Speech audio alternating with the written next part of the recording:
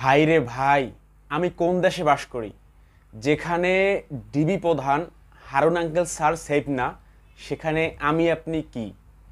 আপনারা অনেকেই দেখেছেন, আমি মনে করি কেউই বাদ নাই, যে ডিবি স্যারের বা ডিবি আঙ্কেল হারুন স্যারের একটা আপত্তিকর ভিডিও ভাইরাল হয়েছে। এখন জানি না এটা এআইয়ের কাজ কিনা, বা এটা গুজব কিনা, বা এটা বানোয়াট কিনা।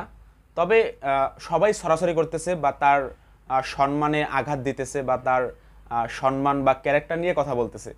তো কথা হচ্ছে, যেখানে ডিবি প্রধান বা সাইবার ক্রাইমের প্রধান যে কিনা সব তথ্য উদ্ঘাটন করে বা মানে খোঁজে, তারই তথ্য উদ্ঘাটন হয়ে গেল। তো সেখানে আমি আপনি কি? অতএব সবাই সাবধানে থাকুন, অন্যায় অবিচার বা খারাপ কাজ থেকে বিরত থাকুন।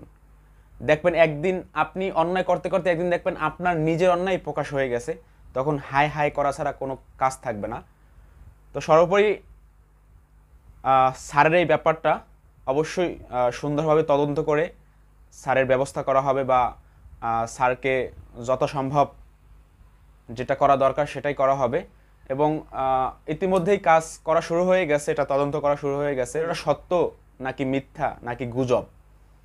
যাই হোক, সর্বোপরি একটা কথাই বলবো, অন্যায় কাজ করার আগে একবার ভাববেন, যেখানে ডিবি প্রধানই সেভ না, সেখানে আমি আপনি কিভাবে সেভ হব।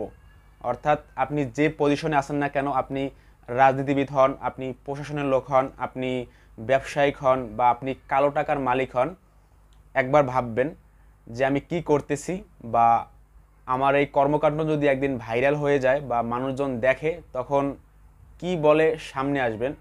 সাপোজ আপনার একটা কর্মকাণ্ড আপনার ছেলে দেখতেছে, তখন আপনি ছেলের সামনে কিভাবে যাবেন, বা একটা ছেলের কর্মকাণ্ড বাবা দেখতেছে, তখন আপনি বাবার সামনে কি মুখ নিয়ে যাবেন।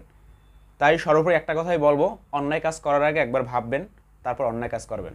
ধন্যবাদ সবাইকে।